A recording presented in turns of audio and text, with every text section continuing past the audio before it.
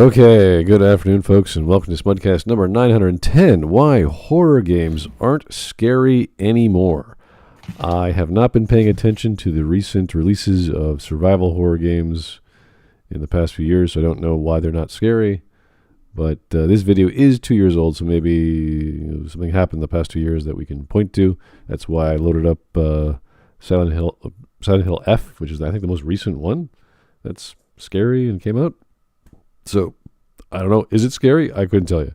Usually, when we think of Silent Hill or we think of survival horror, we think of scary or at least horror, as opposed to, let's say, the what was that production studio? Like, Castlevania is not horror. It uses gothic horror elements of its setting. So, the 1930s, 1940s, the films of Count Dracula, of the Mummy, of the Frankenstein monster, like all those sort of horror. Whatever you call classic film horror, yeah, like the B movies, like the silent films, that sort of permeated all of our psyche of what horror was classically. So, but it's not scary. Like Castlevania is not scary. It's just uses the setting to set up a gothic horror story. Anyway, this video is best stories. They're the fun ones. This video is from Siah G. From 2 years ago in April. So it's got about 11,000 views from a, what is that, a 7,000 sub?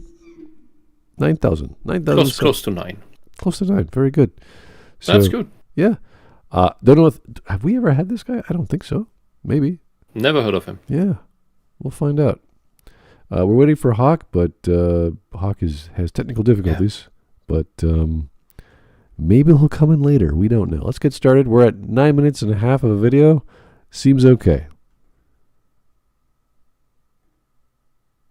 Horror game absolute masterpieces. Games like Amnesia, Outlast, and the famous Slender Man all took the gaming world by a storm. No. No. You do not take a gaming world by a storm. That would be a noun. It's not a high pressure system or whatever. It's gaming world by storm, as you're storming into a room and you're sort of dominating the events of the room. So, is this his accent? Is this AI? I'm not sure. I think it's his accent. And the thing with horror games is that horror is not a dominant genre. That's right. People like it, but horror cannot take the world by storm because most people aren't into horror. And if they do play a game... It's not universal enough. Yeah, if they do play a game, let's say like a Kojima game, there will be horror elements. There will be certain framing of a video, etc., to make you go, ooh, this is kind of creepy. The same with tone, the same with noise, music, gameplay controls, etc. They limit the way you play. That's why Resident Evil is so effective, because it limits you. It puts you in a box. Your camera's fixed, at least the classic ones. And you can't move around very quickly. You have limited ammo. Everything's claustrophobic. So which Kojima games are horror games? Because there are supernatural elements in the Metal Gear series. Exactly. Yeah. So stuff in Metal Gear Solid 3. So there are elements, but which games are horror games? Yeah, I don't know if Snatcher is a horror game. These are talking about the 80s, so probably not. And how effective they were at making you scared is probably not very efficient or very effective at doing that. But but definitely the stuff with the end. Not the end. Sorry. The old man. You mean the Sorrow? The Sorrow. There we go. The Sorrows. Yeah, I forgot his name. He's in life he can speak with the dead. In death he can speak with the living. And he gave you that weird near-death experience of you walking around in the water of all the people you killed. Not scary. You were technically partially dead at the time, so right. You're basically just in limbo, and he was effectively telling you to wake up, I think. So I would say it's a tense scene. It's one of those elements where they made it confusing, and you're like, I don't know what to do, and why is this happening to me? But then you're like, oh, I think I know what's going on. It's a test of so each boss fight in Metal Gear Solid 3 is a test of the game's mechanics. Right. So you've got the pain who's constantly launching hornets. That's basically a test of using the cure system. The fear, that's a test of the hunger system. The end, that's a test of camouflage and being able to hunt him down. I'm not sure what the fury is. He's test of stealth. The boss at the end, she's a test of a CQC, but also camouflage, and you can basically fight her any way you want. Yeah. Overall, he's kind of a test of morality, how you play, because if you go the non-lethal route and you don't kill a single person, you just use tranks on everyone, the only entities there will be the Cobras. Whereas if you go all guns blazing and kill everyone you see, then the river will just be full of guards, and you'll have given yourself a hard time. Yeah, so it's not really in the traditional sense of us playing a scary game like Fatal Frame or Resident Evil or any of those survival horror, because that is designed to be scary and creepy. Silent Hill, claustrophobic, etc. So all the techniques they would use in film, they use in those games, so it feels right at home with the genre. It's just specifically survival horror. There's nothing else that really does it that well. Friday Night with Freddy's, I think, is the other one. Is that they do the same elements? 5 Nights at. Sorry? It's 5 Nights at Freddy's. 5 Nights. Sorry, not Friday Nights. Not Friday. I haven't played that game yet. I don't know anything about it. Anyway. Neither have I, but I at least know the name. Yeah. Not my style. Yeah. Anyway, let's keep going. Siah G, and I create weekly commentary content on whatever I find interesting myself. Today, we would dive into scary games. Well, they emulate that same fun that they have anymore. To start the story, it all started with the king of them all, Amnesia. This Jump game scares flooded and took scares over aren't every funny. gaming video YouTube had to offer, thus growing the career of the creator PewDiePie. Those who watched Peak PewDiePie and remember. I just wanted to add, jump scares are the lamest thing of horror that exists. I think they need to die out. At the very least, they need to die out so much that in 10 years' time, you can make a jump scare work again. The issue is they're cheap and they don't require much build-up, so if you're lazy and a complete hack, then it's just an easy tool to use, and you'll get a scare, but you won't get much appreciation for the scare. Yeah, Smart, you've played Vampire the Masquerade Bloodlines. That game has beautiful tension horror, relatively few jump scare. It does a few things in the haunted hotel, I believe. That was the big... Oh yeah, that is perfect. That is perfect horror. Yeah, and there are not jump scares in there. It's all tension. It's like, what was that sound? And you turn around, there's nothing there. What was that woman? I just saw someone walk, and you're like, nope, nothing there. Like, it's all these little basic things that you've seen in movies before. And they just do it. Everything is just subtle. So, like, even the falling chandelier is like classic. It's like, oh yeah, okay. Yeah, just don't get hit by it. It's almost impossible to die in there. There are no enemies. It's brilliant. But when you don't, sorry for the spoiler, but when people don't know and they play through that, they think the whole thing is so tense that you think there must be enemies because you expect them, because the game has already set up that this game has enemies and this is a supernatural game, so you know the supernatural is real, but then there's nothing. And that's great. That's how you do it right. Yeah, and I'm not big into horror games, and I loved that house. That's beautiful. It could have been a bit more, but they did such a good design of it that everything flowed pretty good. It reminded me of the movie Interview with a Vampire, where I can't remember his name, but when he first turns into a vampire, he looks at the graveyard and he sees the statue looking back at him. I was like, oh, this is what vampires, they have access to the spiritual world or the supernatural realm. I wanted a little bit more of that. That because you're a vampire, because anyone could have walked into this hotel and been scared and ran away, but because you are a creature of this world now, there should be more connection, let's just say. But it didn't have to do that. That was just what I was hoping for. Anyway. It didn't overstay its welcome. Stefano knows exactly what type of presence that this game had. Good? Yeah, it's good. Eerie environments to the simple yet well-crafted music selection in the game, to the main selling point, the mods. All of these ingredients make this game into the perfect transition into the next generation of horror games. It started having merch, and even small YouTubers tried hopping on the trend. This was the start of something legendary. But because of Amnesia, it led to the creation and exposure of one of the scariest characters ever created. To me, that just looks like a bug. I remember this game like it was yesterday. The amount of nightmares this game generated was beautiful. Little old me could not go to sleep after playing this game, and that's without reading the creepypastas about it. Boom.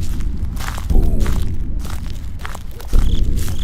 It generated an intensity so heavy that it even had me on the edge of my seat, hoping I could collect all 8 pages without being seen by him. What's crazy is that the background sounds wasn't the scariest part of the game. No.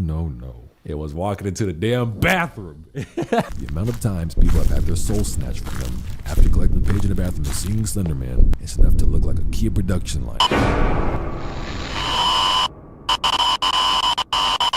This game was so simple, but a masterpiece. While we're on the topic of written stories.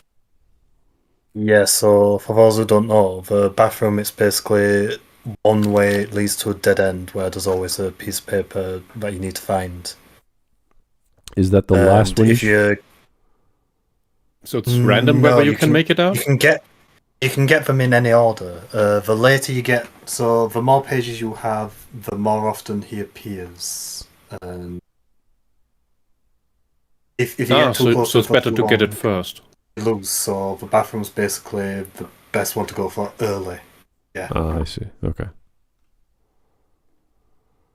Reach. Boy, was that game scary. Not only does it possess a current SCP page where you can read on all the information for the SCPs contained, this game goes as far as to put you in the shoes of an individual sheltered with all of these entities. SCP isn't just live creatures either, it's also objects and places. And surely you learn that when playing the game. Unfortunately, during gameplay, you never know what to expect when you go through each door. Could it be the correct path on the randomly generated maps? Or could it be him ready to snap your neck when it's out of your direct line of sight? To make matters worse, you're even forced to blink during this game. You never know when you'll encounter that creature. And that equipped with a loud background and doors that lead nowhere, enemy diversity, and a fresh 13-year-old mind? Amazing. The SCP lore was so deep that SCP Containment Breach wasn't the only game created. This wonderful era also produced SCP-087 and 087-B. The game with the famous smile? This game was horrifying and gave me arguably the worst jump scare I've ever experienced. These perfected the I don't know. I've seen that same smile in the back rooms, which is a similar thing to the SCP Foundation. Yeah. I thought it's just a random thing that people drew. Because there's so many art. I know a couple artists who just draw like that. And that was long before this game existed or SCP stuff existed. It's just a style. That's why I didn't think this was anything special. Claustrophobia with low vision and random scares.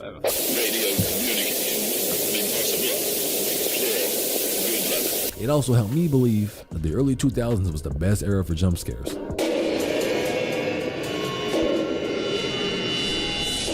When walking down this endless staircase, you never know when you're going to encounter the horribly animated man who smiles. But, god damn was it scary.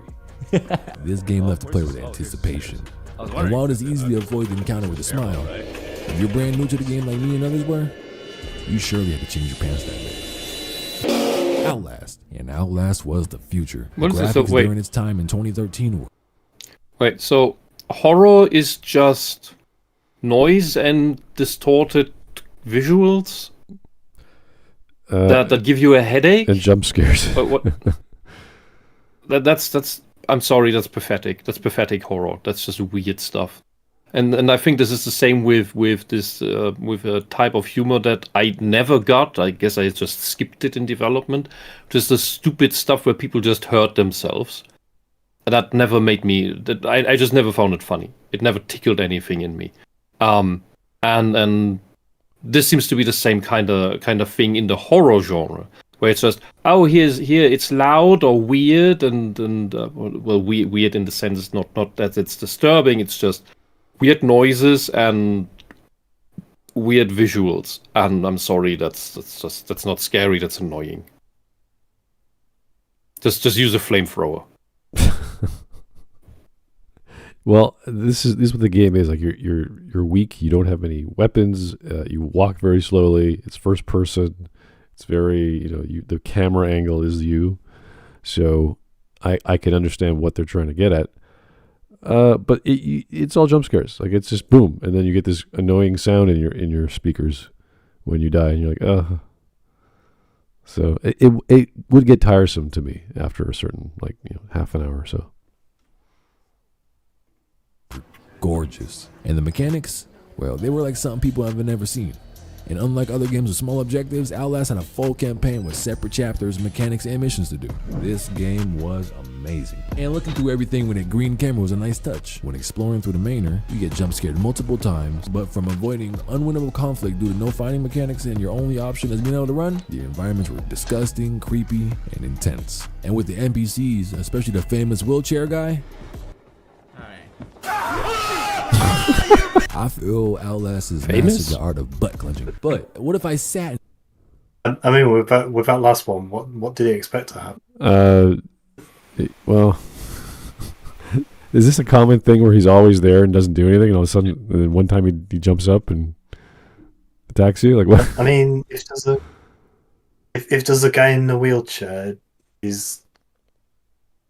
you're playing a horror game. There's a guy in a wheelchair. You want to stay away from him because he's probably going to jump out and attack you. I'm trying to think of that Kojima demo he made. Kojima demo he made that didn't go anywhere, and people loved it. They thought it was amazing, and it was just It was a corridor. Was that Kojima? Yeah, he made it. PT. So PT, which means playable teaser for Silent Hills. Yeah, and it was just 2 hallways, or I don't know, some room that kept repeating, but it got a little different that's an interesting technique because you're saying the same thing. Like I know what to expect. I've been here before. Oh wait, the painting is a slightly different. What so little things like I think that's kind of subtle and creepy and weird and simple because that's all it is, just a hallway, and you can't do much. Like it's not like you have a weapon or anything. So. That's neat. Oh, that was Kojima. Yeah. See, he knows what he's doing. He just he wasn't given the opportunity to make horror until then. It's just I remember him so much from Metal Gear. I just didn't think he'd ever worked on a Silent Hill.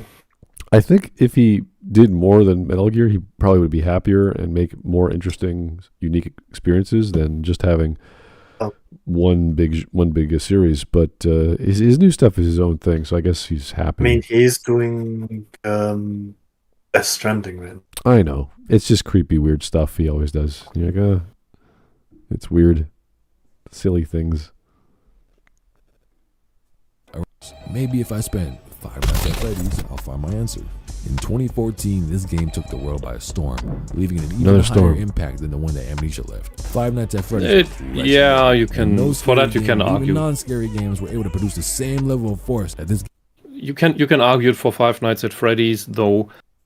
From what I understood, it was mostly running with teenagers, like young teenagers. I don't know why. Well, and the furries, of course. Right. Mobile game. You didn't do much. You look left. An immobile game? Okay, so you literally just have a camera, and you're just moving around, you're rotating it? That's it? You're the security guard.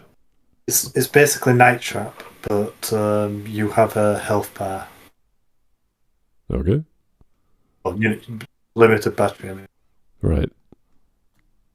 buttons and observe your security cameras. Why weren't the animatronics at the stage after an hour into the level? That one mechanic is what created the birth of an actual genre known as the FNAF clones. When observing the cameras, friendly animatronics would roam around, leaving you to babysit all of them. And while looking at the camera is pretty easy, what added a level of stress in this game was that you were limited to your power too. You couldn't sit in your safe little office space for the whole 6 hours and just look at your cameras. Those drained your batteries. And once you ran out of all the power, well, you were met with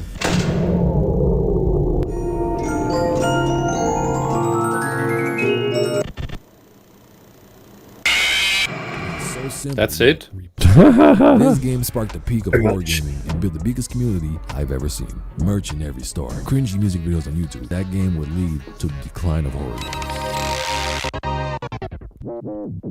After seeing how much money FNAF made, normal people started to feel like they can do the exact same thing, and they wanted money immediately. There was one game that didn't want money, The Joy of Creation, a rare W for a FNAF clone. It was a great game that while it didn't jump scare me much, it provided a really intense experience that had me at the edge of my seat at times.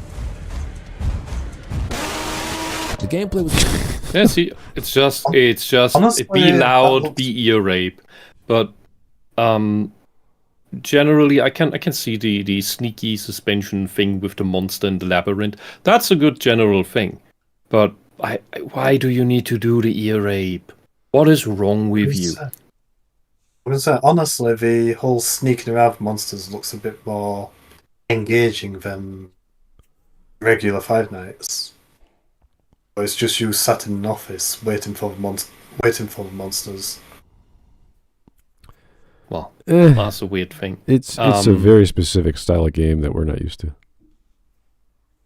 Yeah, but I also don't think that everybody makes these games then because they want to make money. A lot of it is simply just passion because they enjoy the thing so much that it drives them to want to make their own thing, just to get more of the thing. Hey, Hawk. Oh, hello. I told you I had to sort my laptop out.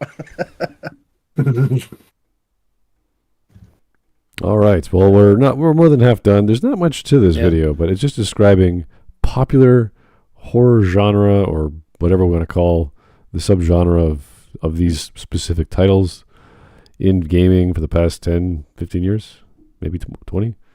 Oh. So far, I hope he gets to a better point.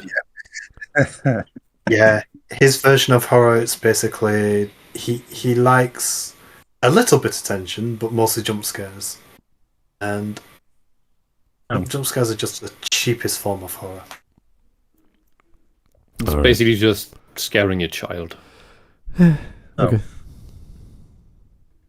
Predictable. So unlike the previous games mentioned, no one could enjoy it forever. The graphics were great, the mechanics were great, the environment was great, and I'll give it props. It was a damn good experience, and at last fairly enjoyable experience. Not the scariest, but intense. Almost as intense as Riding with Strangers, which is a game I felt had huge potential and a perfect jump scare. I mean, think about it. Have you ever been jump scared with no sound?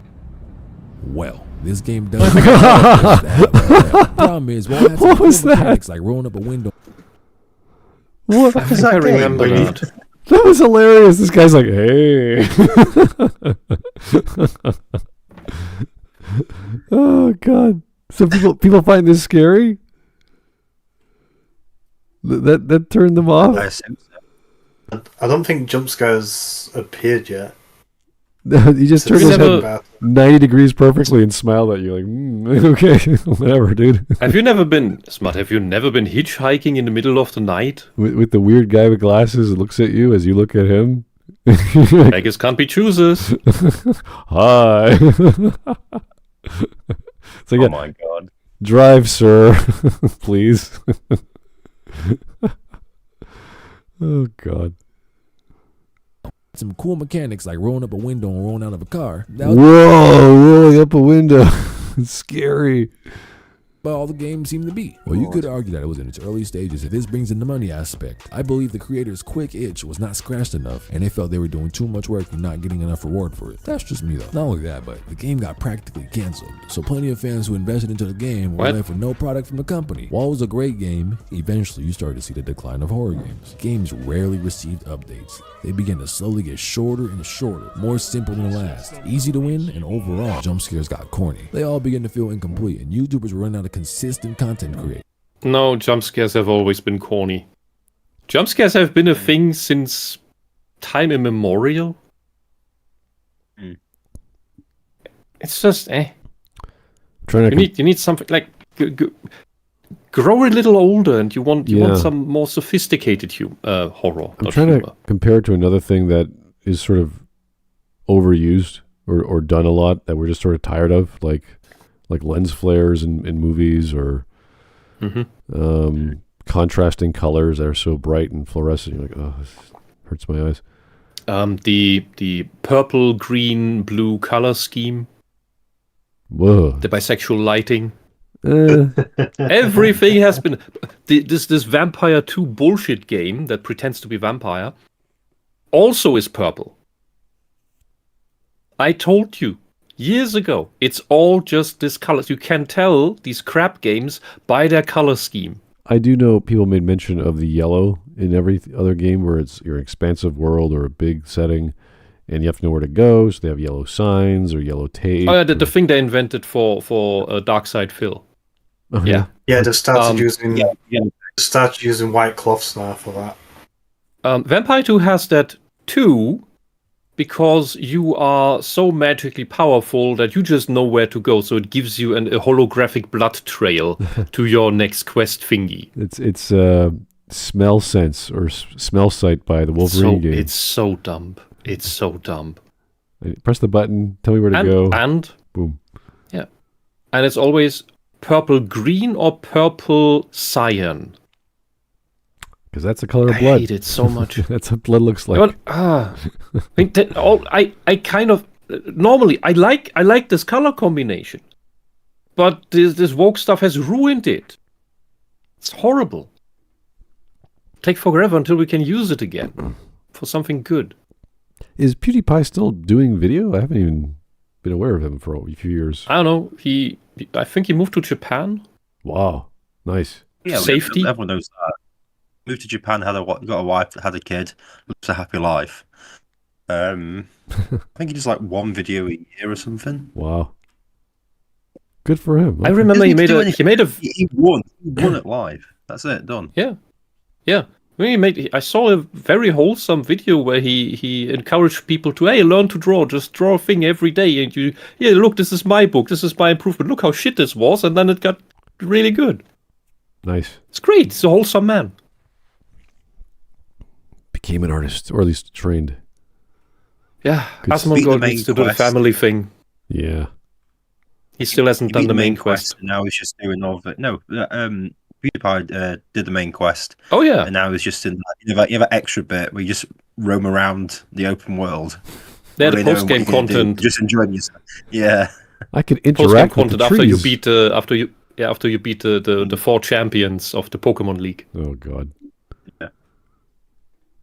There's only one Watch a champion. whole playthrough with 20 plus videos of the same game from your favorite YouTubers. Or they can make a 40-minute video trying to beat Slenderman. Some games do it right. Poppy's Playtime is a good example. It's a recent release that does everything it was supposed to. It is no Slenderman or SCP containment breach, but it's a very well and solid made game that reminds me a bit of Outlast. And it did everything good enough. It importantly had a great mascot. A few other games I've enjoyed It's disgusting. lately have been the Backrooms and another. That's a mascot? Looks like he's gonna kill you. Yeah, he tries to. Oh. I mean, you could at least make these things in a way that look like they could be used in reality. I mean, the children might want to like them. I mean, you say that, Wisp, but I forgot. Have you ever heard of Mr. Blobby? No, but I know who Gonzo is. Well, There are lots of kids who like Gonzo. For some reason. Why are you going to try and bring Bobby up? Why are you turning Mr. Blobby into something like this? Oh no! Oh no! Well, Is that some English thing that's ugly Mr. again? Mr. Blobby was incredibly popular in the late 90s. I was. It was you. Just, Was that horror? What was it? it's not horror, it's comedy. It was family fun. Oh, well, I was thinking of like the Japanese have their own weird. Oh cutesy my god! Version. Here you go, Whisp. I've seen that thing. Oh my god! I have seen that thing once. Holy hell! I somebody explained it and covered it, and I thought, yeah, that looks so British. It does. Yes. How? Where? The British, because the British aesthetic is an anti-aesthetic. It is always But off in proportions. It never hits the golden ratio in any way. It's always slightly askew, slightly off. There's always something wrong with it. That's why Warhammer looks like it does. It's deliberately, or not deliberate. It's naturally. It's the British culture. It's a bit off, and that gives it this extra tone of, okay, this is creepy and ugly and horrible. Yeah. With Warhammer, that works perfectly. oh, that's the thing. You're just looking at this. When you actually see it, like move and talk, you'll understand why everyone loved it. Well, I was thinking of the way Japan does its horror elements, and they always have a cute mascot or a nefarious mascot. It's flying in the air. It's a ball of something, like in Danganronpa, or whatever the hell that murder game was. Oh, yeah, that one with the black and white bear. Yeah, Danganronpa, yeah, something like that. There's always something like a cutesy thing, which is also kind of evil, and the story is, of course, about murder. So. Like Kirby. Isn't the bear called Monokuma? There's so many. I can't remember them all, but there's animes, there's mangas, there's games, and they've done this like all the time. There's always a cutesy, weird little mascot guy who wants to guide you, but also wants to see you die or whatever. Yeah, it is. It's Monokuma. Okay, yeah. So I think Japan has a little more sophistication when it comes to that. If they're going to personify an idea, not make a weird, creepy-looking thing. It's like, yeah, you're going to kill me. How do you even design that? How do you come up with that? How do you think that is what children would want? It's called alcohol. What you mean, Mr. Alcohol is not enough for this. Suffering. This is some bad acid trip. So Mr. Blobby was made to be a parody of a children's character. It was designed to be as unsettling as possible. Oh, okay. So, okay. That makes sense. That meant- makes a lot more sense. It was meant to be, it was meant to be a parody of what children's characters are. So it could it could his do. voice is like that. That's just standard English. It sounded like a demon. Just saying, blobby, blobby, blobby. So, yeah. Isn't that just Cockney? Oh, the 90s in England. Oh, what a wonderful time to be alive. It sounded like two to three people speaking at once, just saying each word. Anyway, we got 2 minutes left. Let's keep going. A good acid trip creates turtles. A bad one this. And that game brought back the jump scare for me after years of it lacking. And the reason why was because its use of sound. You only knew you were being chased. See, if your it's all volume about was up sound. high. And while the gameplay isn't the best, walking away from the creature in the shadows was a great experience that'll likely scare you a few times. Night at the Supermarket is funny and also pretty good. The gameplay is alright. It's intense but repetitive. Aside from giving those games loves, that's where all the love stops. They aren't bringing the same level of fear that games did when they were in the early 2010s. Games in that time scared everyone that played them. They gave nightmares. They didn't have cute merch that you could buy from Zoomies. They perfected loud sounds, fear, and no predictability, unlike every Five Nights at Freddy's game made after number 2. Those should have never been created. Over time, the jump scares got worse and worse, got more clunky. Characters didn't carry that scare factor anymore either. Luckily, Yeah, it's not so much that the jump scares got worse, so much as you grew less tolerant of them. It's called desensitization. You grew up. You're like, this is boring. I don't want to play this. I always remember back in 2008 when I first played Dead Space. And like the game actually scared me, but I was only like, I can't remember how old I was only like a kid. Then after the 7th or 8th time I completed it and I knew exactly where all the jump scares were, I was like, oh, okay. It just became like quite a dull game. I was like, oh, I know where everything's coming now. I know exactly which event something's going to come out of. It's like going through a what do you call that? The horror ride in a theme park, but where it's all dark for jump scares. But you have this extra receptor where you can see UV light, so it's not actually dark for you.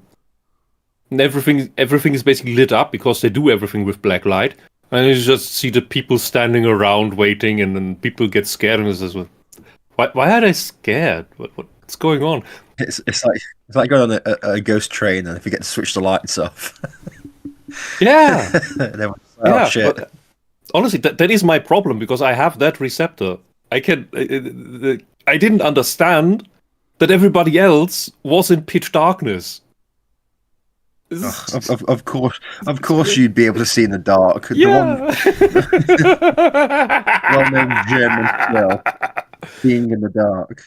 No, it's a thing that seems to happen more often with autists. I have a friend for whom that was very useful in the military. He has the even stronger version of that, where he could even see when the enemy, and it was in Iraq, I believe, they were still using the old night vision stuff, and that was UV based. So for him, so nobody else could see it, but for him, it was as if the Iraqis were using like searchlights in the night. So he could always say, they're there, over there, there's one. It's great. Nobody expects that. All right. Dear. That should really scare you when somebody with UV light walks around in the night, with UV sight. Anyway. Hard enough to milk the franchise so hard that his political views got him canceled. Security breach was a disaster. Gameplay was no longer scary. It's very expected. It does not do chasing right, and you're friends with the character that tried to kill you. 95% of the Five Nights at Freddy's clones are garbage and played because no one else has anything to play. Games nowadays just aren't scary like how they used to be. And with people seemingly running out of ideas, the horror game genre has become oversaturated. Horror games were becoming increasingly easy to create with apps like Unity and Unreal Engine. People pump them out so quick because there's still a fair size audience willing to shell out $5 for a 15-minute indie game experience. PewDiePie style. Here's the problem. Overconsumption. You're not giving it a rest. You just get all the horror games. If you spaced them out, like one a year, then they would have bigger impact. And if you keep drinking them in all the time, you desensitize, you don't get your drug receptors have no time to calm down. Like, you can't take MDMA every day. You need to take a month break. You can't eat chocolate every day. What? No. I mean, you can't take it every day. It melts your brain. I'm doing it all wrong.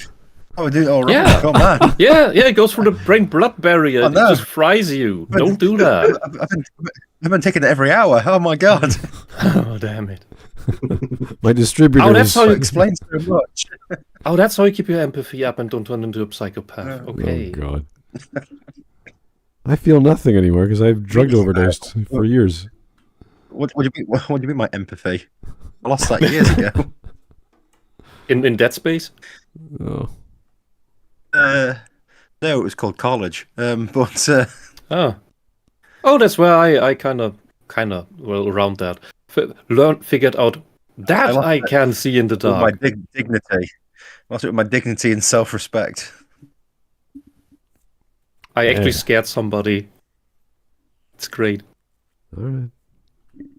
Playing horror games a long time ago. Markiplier stuck to his roots and still does. But the fact that he could cram 3 different games into one video shows the market is huge and oversaturated. Games in the modern era lack substance. They're intense, but they aren't scary. They have one key thing, but nothing else. One might have a jump scare, but be a 5-minute game. Whatever this is doesn't look like a professional game. This is the crab game, which is basically a knockoff Squid Game. So it's a game based on that, and it's basically it's an online multiplayer game. They generally don't make great horror games unless it's unless online it's multi games. Yeah. The argument now sounds to me that as if you would say, RPGs are really bad nowadays. The Steam is out because I played 3 million RPG Maker games by random people. Yeah, of course you're gonna get fed up with it. Get some quality. Yeah, the online multiplayer horror games are worth a damn. Are limited to 8 players maximum. This one, I think you can have 60 players or something stupid like that. It's just Squid Game.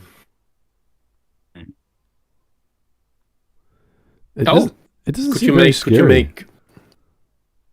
Could you make Alien Isolation but multiplayer, and every hiding spot can only fit 1 or 2 people? Jeez. I think they tried that. Isn't it called Alien Firefight or something?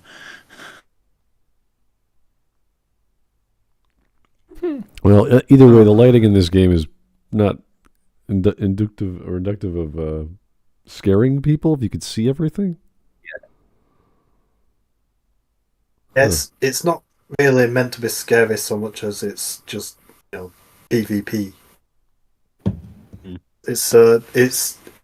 It plays a lot like Fall Guys, where you're just doing challenges, and so many players get eliminated. And yeah, you know what's crazy? When I was a kid and I played Turok and Turok 2 when it came out. Yeah, that was scary. That had atmosphere.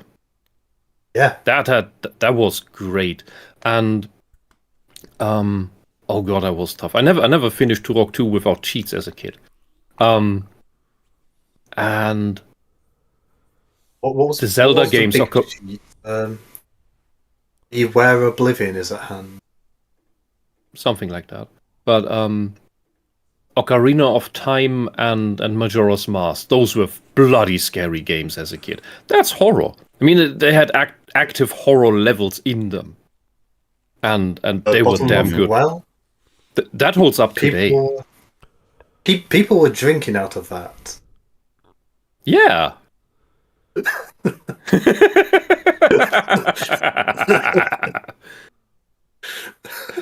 Right. I keep forgetting. I think I thought about that as a kid once or twice. And then you just tried not to think about it. Okay. Anyway, 30 seconds. Graphics in the world, but the jump scare animation is horrible. They just all seem to lack the love that the creators used to put in their games, and it sucks. But maybe we're all getting older. There's still really scary games out there. I just don't think the developers care about anything other than money anymore. Some studios are still really good at producing games and products, like Phasmophobia, but that game introduced us to something that we've never really seen before, and that was using your mic to communicate and summon ghosts. But nowadays, these games just don't hit anymore. What? So it basically didn't tell us anything.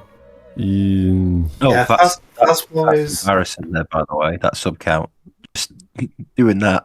134 has next to no jump scares in it whatsoever.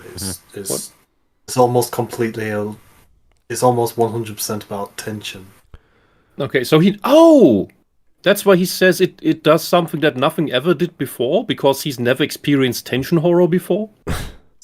Yeah, because you're basically one of those paranormal investigators. You're investigating these places before the TV show goes in and does the actual bit. Okay, so he's really just illiterate. And you're trying to figure out what kind of ghost or spirit it is, and occasionally it will manifest and try to kill one of the players, where you'll basically need to try to escape it or use a cross or something. Huh. Do you want to hear the scary story of how I learned to see in the dark? You ate a lot of carrots. Next story. No. I was sitting in the common room of a club. I was reading, and we had a black light. Wisp. Yeah. Honestly, I'm sure it'd be an interesting story, but I don't think anyone actually cares. Just gonna throw this out there. Just gonna say, Okay. Your German eyes are different to everyone else's. No, it's not about them being German. You don't have German eyes? Who the hell's eyes do you have? Hey. My God. Some French. I can't disclose that. You know that, Hawk. All right. Either way, we went through all the memes. They're all simple and fun. Thank you. I mean, it's probably a scarier story than any of the jump scares from the guy's video. Mm-hmm. Well, one of the reasons I picked this was because I thought, well, it's a nice quick video, and we could actually talk about horror games. And I realised he's not really saying much. And I thought, oh, excellent. This just seems like a terrible video. Well, either that or no one's really celebrating Halloween. My street has not celebrated for decades. So well, since it's a holiday, we can. Sorry, go on, Wisp. You were going to say something. Since it's a holiday and this was really short, we could throw in another video. I don't know. I got World Series. I had something. It was rather fresh. What was it? Let me get the link, and then you decide whether we do this. This link just says 14 reasons why German eyes can see in the dark. It's not German. It's statistical. Or maybe not even that, but written by Wisp, directed by Wisp, based on a screenplay by Wisp. When the RPG hater tries Final Fantasy VII? I saw the first minute and it was stupid. Oh dear. That's like a classic Square or Squaresoft game, rather. We could. How long is it? I think 28. We probably won't do the whole thing. Yeah, that's too. Well, okay, we'll go for at least 5 minutes.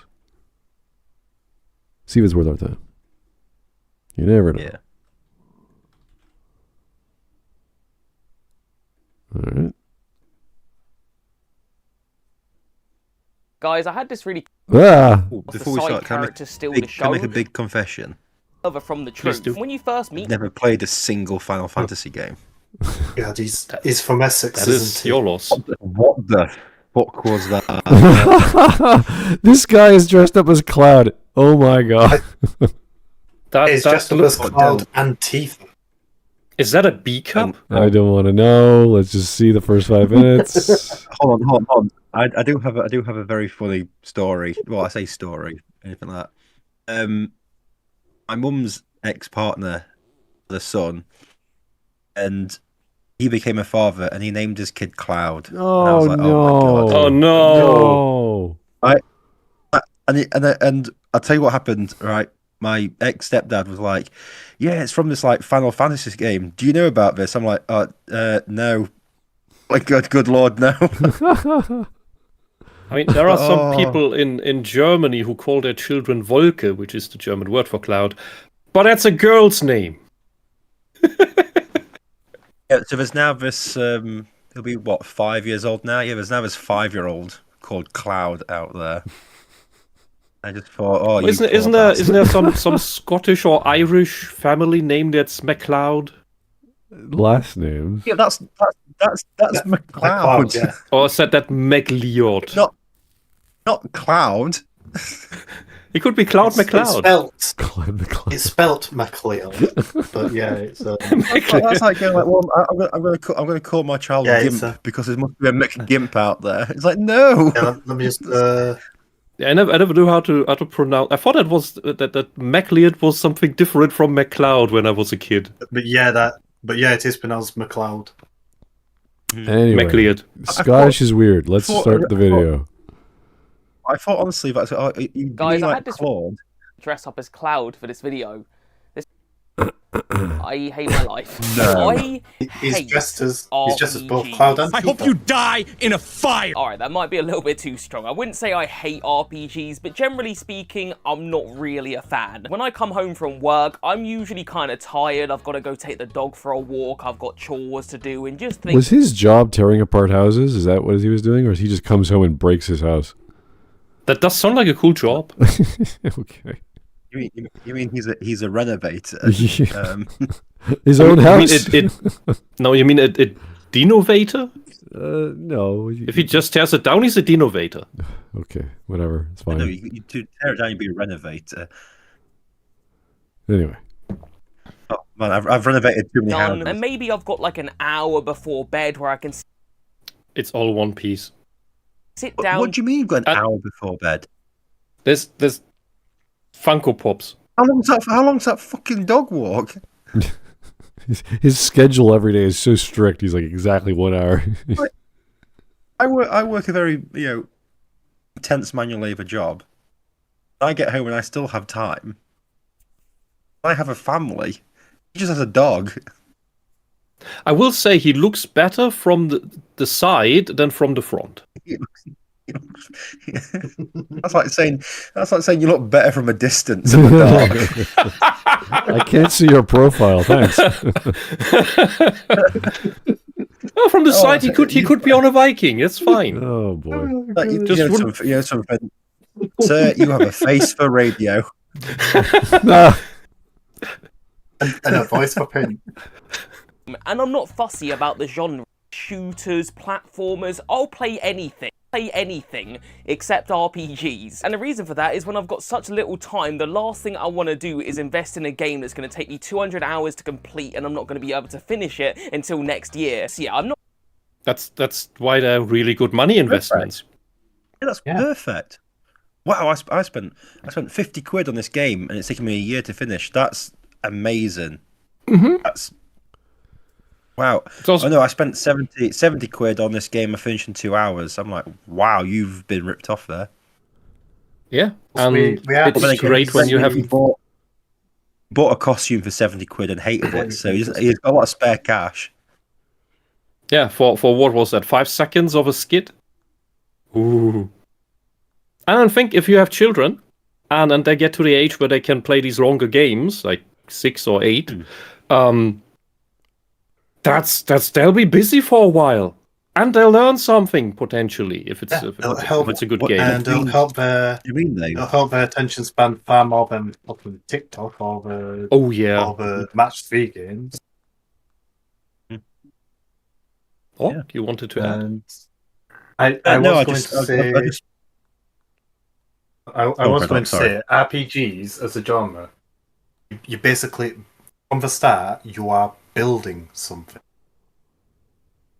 That is one of the biggest draws to RPGs. You get to build something. Also, what RPGs is he like talking about? Because a hell of a lot of RPGs are literally just action RPGs, where it's basically run and gun. I mean, like I say, Mass Effect 2 was classed as an RPG. Yeah. So I think at that point, most games that were like first-person, third-person shooters or whatever had RPG elements. They just said, okay, it's an RPG. Yeah. Not really a big fan of RPGs. There are a few exceptions, of course, namely Persona 4 and Persona 5. What? So you like RPGs? Yeah. I don't have much time, but I play Persona. Yes, they're known as Persona games. They're long. The Persona games are too RPG for me. They are the quintessential JRPG. They are at least 60 hours long each. They're huge. 60 hours is nothing. That's fine. Sometimes I finish work. I finish work and I've only got 61 hours spare. I can't be playing Persona 5. Okay.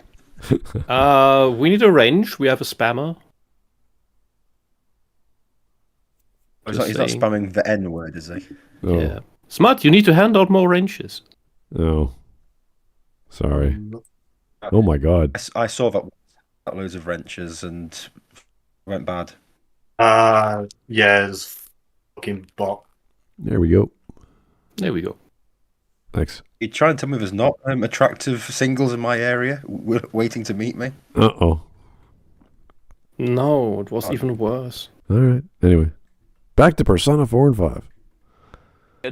But I like those games in spite of the fact that they're RPGs, rather than because they're RPGs. I love the social elements of the Persona games, I love the story, I love the music and the vibe, but when it comes to going...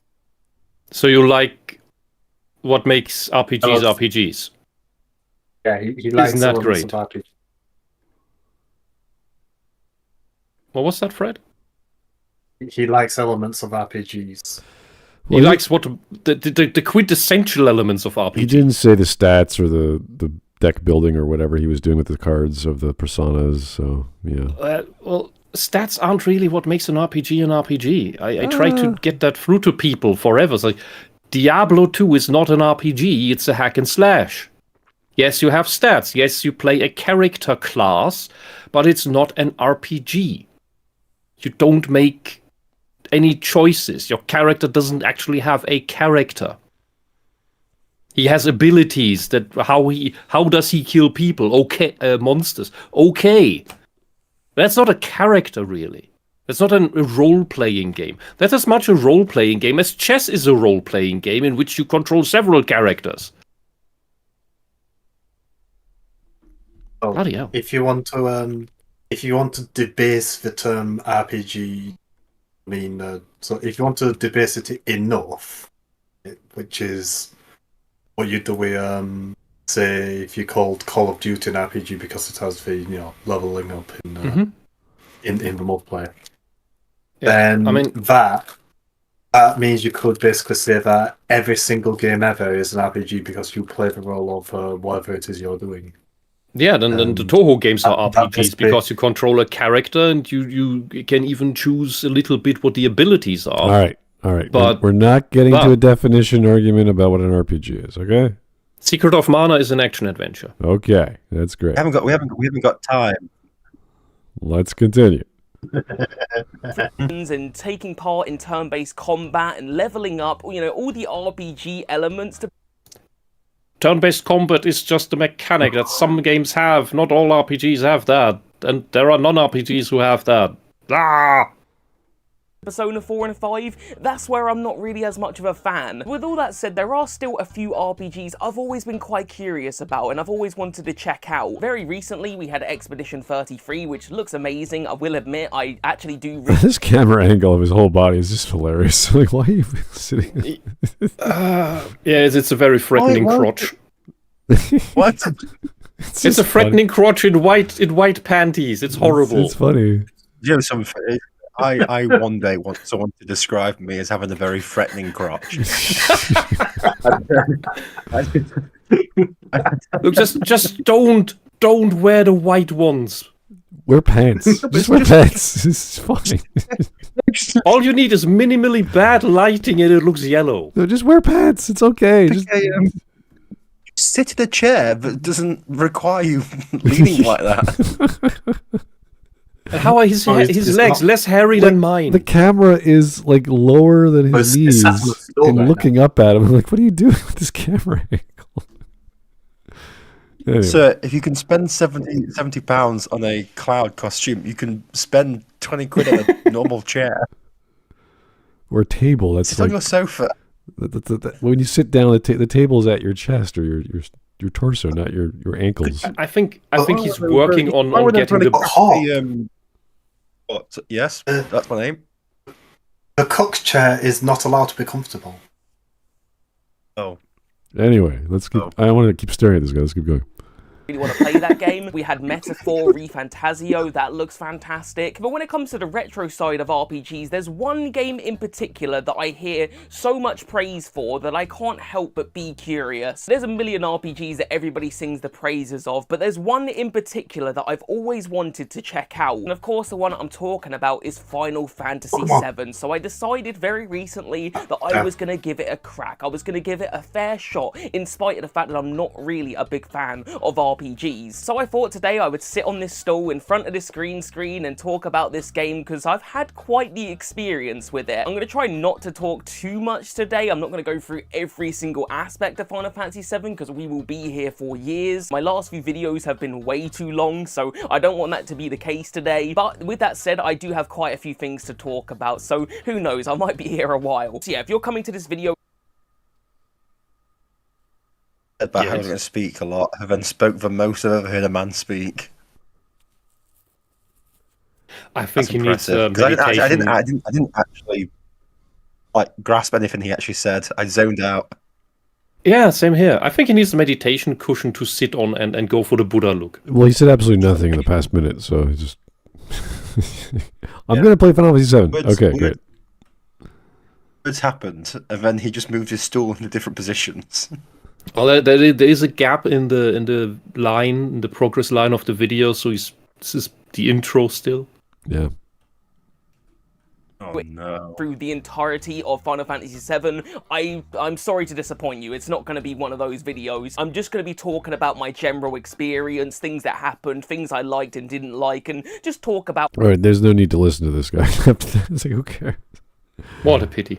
Yeah, no, a general experience of playing a game. I'm like, we don't care. That's nice. And it falls apart in the moment where he says, I'm a hater, but I also have these exceptions of these super mega RPGs that are really complex and long and are full of the social aspect. That's kind of meh. Plus, you could probably get the updated version for PC if he just wants to play Final Fantasy VII. There's all kinds of updates over early 2000s, so you don't need the original disc to play on the PSX. I despise YouTube for driving people to have clickbaity titles. Well, yeah, that's how it goes. Anyway, yeah, we're not going to keep watching this guy. He's fine. There's no reason to. Yeah. Why not? I was enjoying watching his threatening crotch. You want to learn from him the secret? The secret. Not really. I know how to sit normally. Yeah. Wear pants. I learned that many years ago. Actually, don't put the camera angle beneath your knees, and don't juxtapose yourself. Don't sit in a position that do the like Muppet gyrating towards everybody. Yeah, just do the Muppet thing where nothing beneath your navel exists. Okay. Anyway, I think that's all we have for today, guys.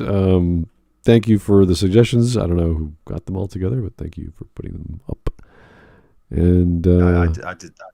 You did that? I regret picking that first one. Just you, just boom. Yeah, I regret picking that. Yeah, I just went here's one. Yeah. Anyone disagree? Like one small little member of Discord put their hands up. Anyway, I had them executed.